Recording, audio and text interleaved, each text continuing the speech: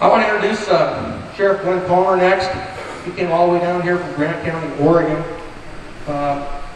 After I went to Josephine County and listened to Gil Gilbertson and the issues he's having, and came back and found, wow, we do have a comprehensive land use plan here, and we have invoked coordination for 15 years, and it's working. In certain instances, we're picking our battles, and it is working. I went to the National Constitutional Sheriff's Convention in Las Vegas and had my eyes opened even wider.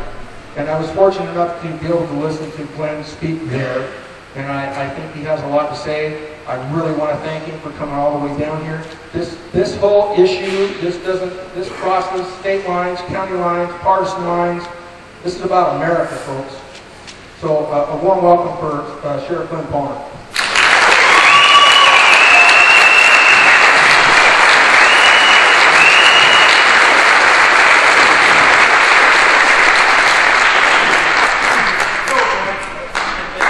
Where are we going?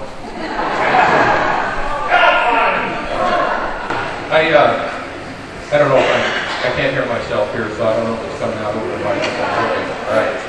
All right. My name is Glenn Palmer. I'm the Sheriff of Grant County, Oregon. And I want to do a couple of real quick housekeeping rules here. I want my wife to stand up. I want to introduce my wife, Roseanne.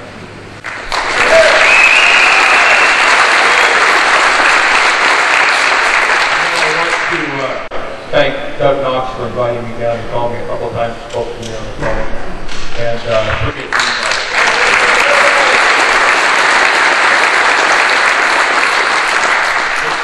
the third thing I would like to ask is if I can get one of these buckets of money. If you take it, give it to my wife to go across the parking lot and double it for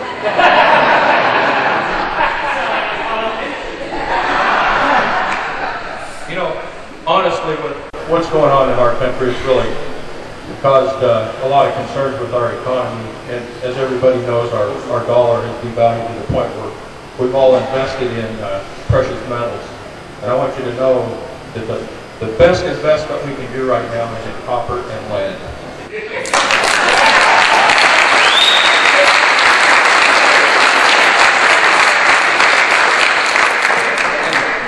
And the reason I say that is I think we get more return for our money. It's unfortunate what we're going through in our country today. And as long as I'm the Sheriff of Grant County, Oregon, I'm going to try and stop what I can and stop the incursion of the federal government. And even sometimes the state of Oregon has stepped over the lines to the point where it's unacceptable.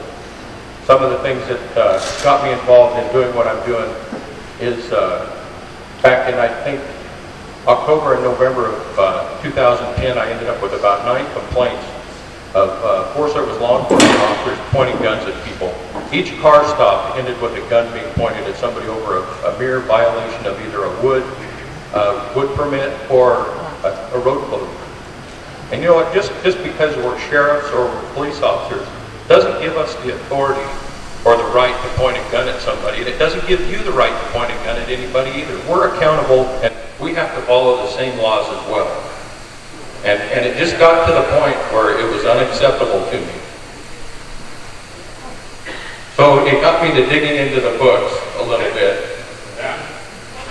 And it's good. And I started reading a little bit, trying to figure out where my authority is and what my constitutional duties and responsibilities are. And I asked the Forest Service the question is, what is your constitutional authority to have law enforcement officers in my county? We ended up in a meeting in Portland, Oregon. There was 24 sheriffs in the state of Oregon that went and questioned the federal government. And I was because I was the one that started this, I asked the very first question, what is your constitutional authority to have law enforcement in the state of Oregon or in my county? They passed the question around for about 15 or 20 minutes. And finally the moderator said, in about 20 minutes time, there is nobody that has answered his question. Folks, I can tell you, they have no constitutional authority to have law enforcement.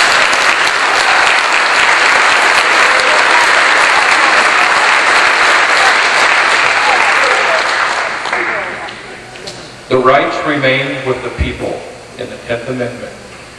of our Constitution, and that rests with the people. The people have empowered their elected officials. I have been empowered by the people of my county to take care of law enforcement needs in my county. It is imperative that we recognize our Constitution and uphold it. There are other provisions in our Constitution that our federal government is trying to take from us. One of the things that's really come to light in my county is that they've gone after the grazing. The grazing rights have a private property right, like Karen said earlier. They've tried kicking miners that have had cabins for over 100 years in their family. They've tried removing the cabins off of public lands where they have mining rights. Recently, we had a mining claim where they had some old tailing piles, and in the name of the salmon, they removed those tailing piles and filled in the river channel to get it to flow back in its original channel. They took 66,000 cubic yards of tailing piles off this gentleman's mining claim and stole it from him. And that's where I asked the federal government is, where do you get the right to come onto somebody's mining claim and remove 66,000 cubic yards of material? And I say they don't. It's a flat-out theft.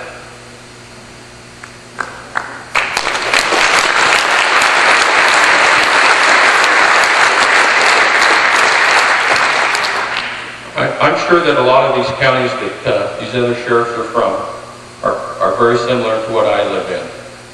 We are dependent upon the public lands that surround us.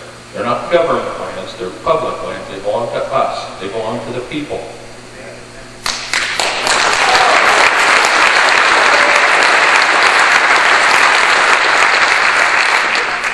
The county I'm from has about 65% public lands. I think about 3 weeks ago we had a front page article that the schools are going broke. The subsequent week we had another school that's going broke.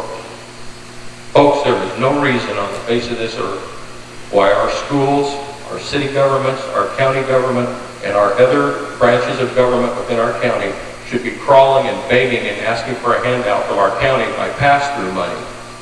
We should be self-reliant and self-dependable and work on those lands to give us money to run them.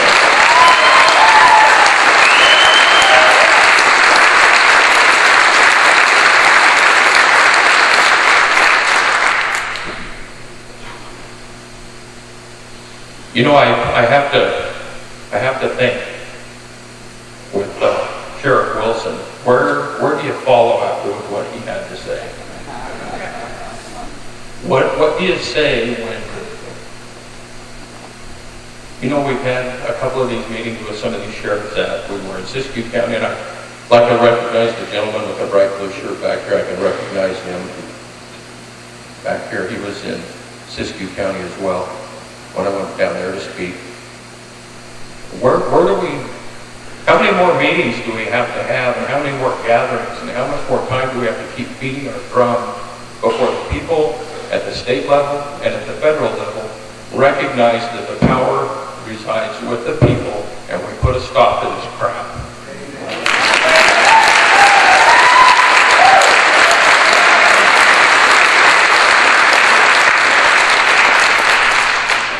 I'm going to close with saying one more thing. The Constitution was written so that the voters could read it and understand it and comprehend it. If Glenn Palmer can read it and understand it, so can you. Share it with other people. Pass it on, because it's all we have left. If we don't stand on this, we're going to lose. And we need to stay ahead of this. We need to keep on top of it. It's time for action. We need to get some people in Washington, D.C. to wake up. We need some people at our state level to wake up. And we can't roll over and let the bureaucrats and the rules and regulations continue to strangle us, or we're going to be done. We've never empowered those people to do that to us. You are not kicking us off our public lands. You're not taking our livelihoods. No more. It's got to stop.